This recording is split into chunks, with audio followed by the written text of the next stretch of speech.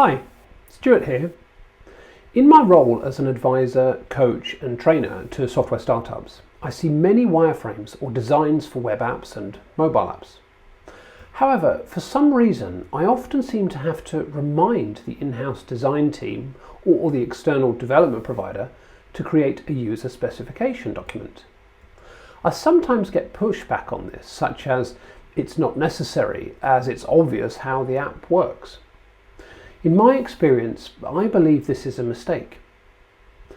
Having a user specification document has huge benefits, not least of which is making it clear to everyone how the software will behave.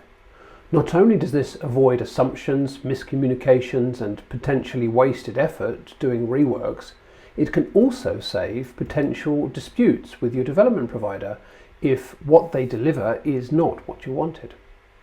This can ultimately save you a lot of time and money.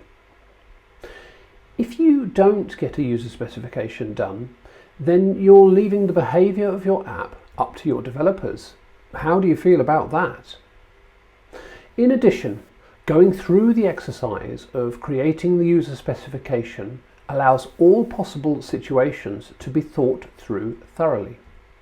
This way, you end up with a more robust piece of software that is consistent in its behavior.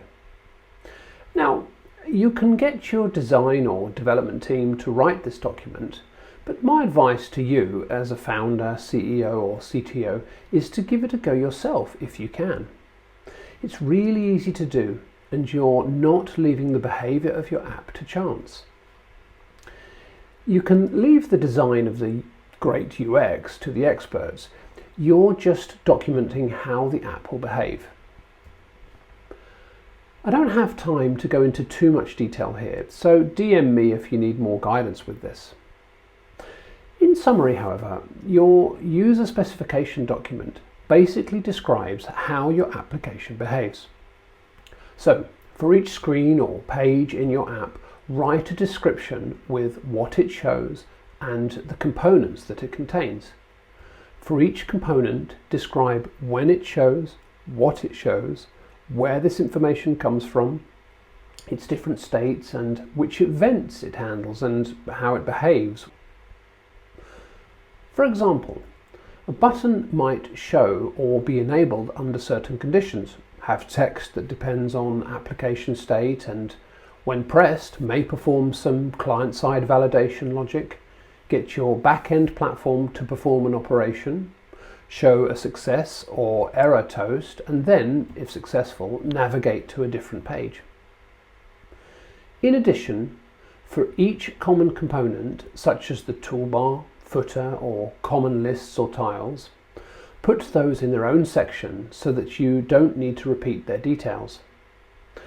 There's a bit more detail you should add, but you get the idea and hopefully can see why creating a user specification document is vital to create quality software.